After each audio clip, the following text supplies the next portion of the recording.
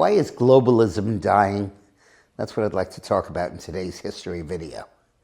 You know, when we came out of the era of national competition, of world wars, of Europe being at loggerheads with itself, the idea of a global approach, a globalist approach, made a lot of sense.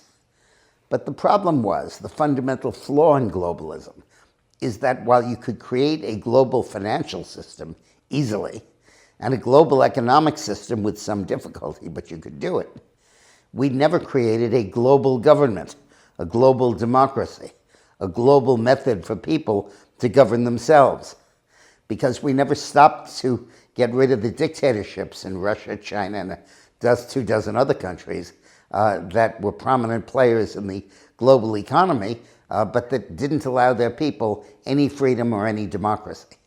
And the result is that we end up having our decisions made for us by countries, only some of whom are democratic. And those decisions are very often against the interests of freedom, against the interests of democracy, and just unfair. That's why Britain left the European Union. I worked for Brexit, you know, because fundamentally there was no democracy in the European Union, and the British wanted to be governed by a democracy. France may follow suit. The United States has turned away from the World Trade Organization and the Pacific Rim Initiative and other stuff.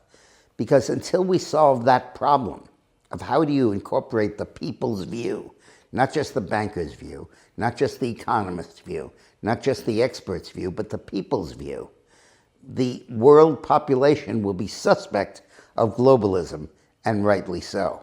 And that is truly the contradiction that is dragging down the European Union, the United Nations, all of the international agencies, because they rest on a premise that is not a solid one, because it is not a democracy. Thanks for watching.